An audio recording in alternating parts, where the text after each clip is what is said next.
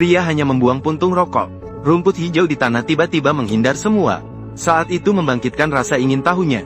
Dan yang lebih membuatnya terkejut adalah, tanah di sini ternyata terbuat dari tanah liat. Akhirnya setelah ia mendaki atap, ia menemukan, semua rumah di sini sama persis.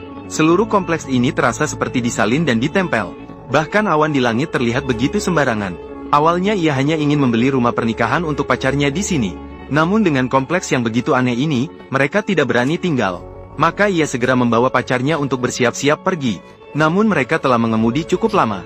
Namun selalu kembali ke rumah contoh nomor 9 yang mereka lihat pertama kali. Akhirnya mereka terus mengemudi hingga malam. Hingga akhirnya mobil kehabisan bensin. Dan kembali lagi ke rumah nomor 9 untuk ke-9 kalinya. Tanpa pilihan apapun, mereka hanya bisa masuk lagi. Untungnya, di dalam lemari es kamar terdapat buah campanye. Namun mereka menemukan, rasanya stroberi seperti mengunyah lilin. Tidak berasa, mereka tidak bisa memikirkan itu. Mereka makan dan istirahat semalaman. Keesokan harinya, mereka memutuskan untuk berjalan kaki pergi.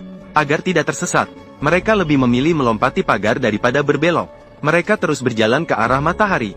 Namun mereka terus berjalan sampai matahari terbenam. Namun mereka masih belum keluar dari kompleks tersebut. Saat hampir menyerah, wanita itu tiba-tiba melihat, cahaya terlihat dari salah satu kamar. Ini menunjukkan bahwa masih ada orang lain tinggal di sini. Namun saat mereka masuk dengan gembira, mereka menemukan meja penuh dengan sisa makanan mereka semalam. Mereka kembali ke titik awal. Satu-satunya perbedaan adalah, di depan gerbang halaman ada kotak karton tambahan. Di dalamnya berisi barang-barang dan makanan sehari-hari. Seperti ada yang memberi makan kepada mereka. Atau mereka sedang diamati. Mereka berpikir siapa yang membawa mereka ke sini. Penjualan rumah yang tiba-tiba menghilang. Pria itu tiba-tiba merasa dipermainkan. Untuk membuat lawan berhenti, dia segera bertindak. Dia merespons dengan langsung menyalakan api di ruangan nomor 9. Dia ingin memaksa dalang di balik layar untuk muncul. Namun sampai mereka berdua melihat rumah terbakar menjadi abu. Namun tak seorang pun muncul. Akhirnya keduanya lelah, lalu tertidur lelap. Ketika mereka bangun, tiba-tiba ada kotak kardus lagi di depan mereka. Namun kali ini bukan makanan, melainkan seorang bayi yang hidup. Di kotak itu tertulis 3 kata. Hanya jika mereka membesarkan anak itu, mereka bisa mendapatkan kembali kebebasan. Dan yang lebih anehnya lagi, mereka melihat dengan mata kepala sendiri ruangan nomor 9 terbakar menjadi abu. Tiba-tiba ruangan itu muncul kembali tanpa cacat, tanpa pilihan. Kedua orang itu hanya bisa menerima kenyataan, menaruh harapan terakhir. Slogan penyelamat jiwa tertinggal di atap. Namun untungnya, bayi tumbuh dengan kecepatan yang hampir bisa dilihat dengan mata telanjang. Pada hari ke-98, sudah tumbuh seperti remaja belasan tahun. Dia tidak hanya seperti anak biasa, tetapi juga memiliki kemampuan meniru yang luar biasa. Hampir bisa mengulang percakapan mereka satu persatu. Padahal sebenarnya selama beberapa hari ini, pria itu tidak pernah menyerah pada pikiran untuk pergi. Sesuai dengan permintaan, sampah mereka harus dikumpulkan ke dalam kotak kardus. Lalu seseorang akan datang dan mengambilnya. Untuk bertemu dengan orang yang mengambil kotak kardus. Setiap kali mereka duduk di samping, menatap kotak kardus tanpa berkedip. Namun belum pernah berhasil. Kotak kardus selalu menghilang saat mereka lengah sejenak. Akhirnya pria itu menemukan cara. Karena seluruh dunia begitu palsu, mungkin jawabannya ada di bawah tanah. Dia ingin tahu apa yang ada di bawah permukaan tanah liat. Bagaimanapun, dia merasa gila setiap hari. Dia memutuskan untuk mulai menggali ke bawah tanah. Dia yakin asalkan dia menggali cukup dalam, dia pasti bisa terhubung dengan dunia nyata.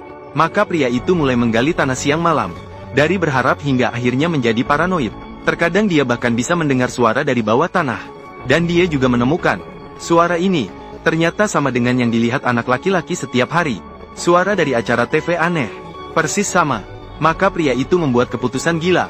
Dia melarang pacarnya memberi makan anak laki-laki lagi. Langsung mengurungnya di dalam mobil di luar pintu. Dia percaya ada pengendali di balik layar. Pasti tidak akan membiarkan anak laki-laki mati begitu saja. Namun akhirnya, dia tidak bisa melawan cinta kasih berlebihan pacarnya. Setelah waktu yang lama bersama, sepertinya dia sudah memiliki perasaan terhadap anak laki-laki. Namun setelah kejadian ini, konflik muncul antara dia dan pacarnya.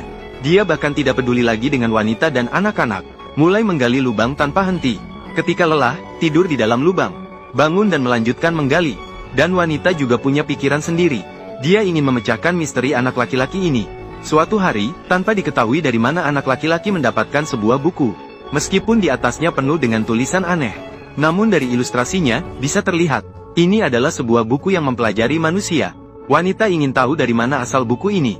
apakah ada yang memberikan buku ini kepada anak laki-laki? Namun anak laki-laki sangat waspada terhadapnya. Dia tetap enggan mengungkapkan. Maka wanita pura-pura bermain permainan meniru dengannya. Memintanya meniru semua orang yang pernah dilihatnya. Akhirnya, ketika anak laki-laki meniru orang yang pernah dilihatnya hari ini, hampir saja membuat wanita kencing tak tertahan. Apakah kamu kembali bingung, ibu?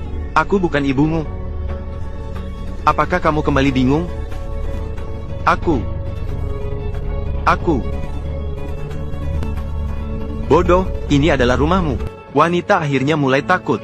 Dari peniruan anak laki-laki, terlihat, mereka yang mengendalikan mereka jelas bukan manusia. Namun anak laki-laki tumbuh dewasa dalam semalam. Sudah tidak lagi di bawah kendali mereka sepenuhnya. Wanita akhirnya menjadi budak anak laki-laki. Setiap hari dengan hati-hati melayani kebutuhan pakaian dan makanan anak laki-laki. Dia menemukan pacar. Mulai menyesali menghentikan pacar untuk membunuh anak laki-laki. Namun sekarang karena kelelahan jangka panjang, pacarnya sudah sakit parah. Tidak mampu melawan anak laki-laki yang kuat. Maka wanita mulai mencari solusi sendiri. Dia menemukan bahwa anak laki-laki membawa buku itu setiap hari saat pergi keluar. Seperti menghilang untuk pergi sekolah. Untuk mencari tahu kebenarannya, dia mulai mengikuti diam-diam. Namun selalu kehilangan jejak setiap kali. Hingga suatu hari, pria akhirnya menemukan. Dia menemukan mayat yang digali dari tanah. Mayat yang dibungkus dalam kantong plastik. Rasa takut membuatnya segera kembali ke permukaan. Dia ingin memberitahu wanita itu. Namun karena tubuhnya terlalu lemah, akhirnya terbaring di pinggir jalan. Ketika wanita itu menemukannya, dia sudah sekarat. Wanita ingin membawanya kembali ke kamar. Namun mereka terkunci di luar oleh anak laki-laki. Permintaan bantuan wanita diabaikan. Tanpa pilihan, mereka hanya bisa menghabiskan malam di dalam mobil di luar pintu. Namun tubuh pria semakin lemah. Wanita meminta bantuan pada anak laki-laki lagi. Namun anak laki-laki hanya memberinya satu kalimat. Mungkin sudah waktunya untuk melepaskannya. Akhirnya, wanita melihat pacarnya mati di pangkuannya. Sejak itu, dunia ini hanya tinggal dia sendiri. Jenazah pacarnya menjadi satu-satunya sandaran baginya. Namun saat itu anak laki-laki membawa kantong mayat. Wanita hancur. Namun dia tidak bisa mengubah apapun. Hanya bisa melihat pacarnya dikemas dalam kantong mayat. Menggali, lalu melemparkannya ke lubang yang digalinya sendiri. Dari sini terlihat, mereka sepertinya bukan orang pertama yang datang ke sini. Mayat yang ditemukan oleh pria sebelumnya. Mungkin itu adalah penghuni sebelumnya. Wanita akhirnya menyadari, mungkin satu-satunya kesempatan adalah untuk melawan. Maka dia tinggal di dalam mobil menunggu kesempatan. Menunggu hingga keesokan harinya ketika anak laki-laki bersiap-siap pergi. Dia mulai bertindak.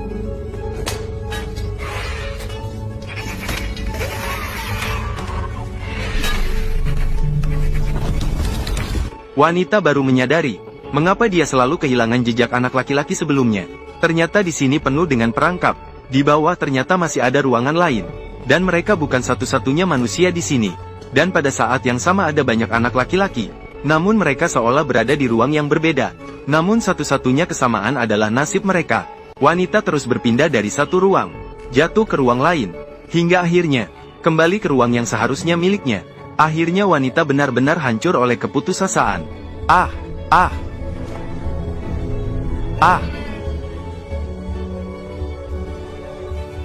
Aku ini siapa?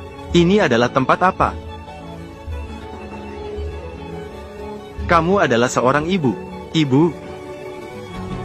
Seorang ibu yang membuat anaknya siap menyambut dunia ini. Jadi, apa yang akan dilakukan seorang ibu? Dia akan pergi, sekarang tidurlah dengan nyenyak.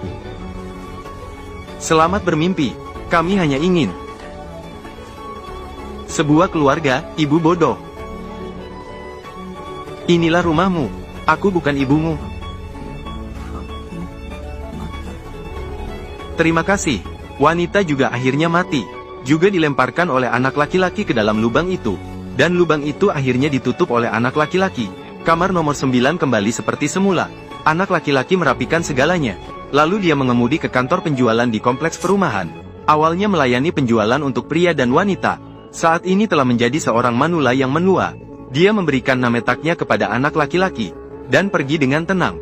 Anak laki-laki dengan tenang mengeluarkan kantong jenazah. Setelah menyelesaikan pemrosesan jenazah penjual tua, dia menggantikan tempatnya dan duduk di sana. Menunggu dengan tenang kedatangan pembeli rumah berikutnya.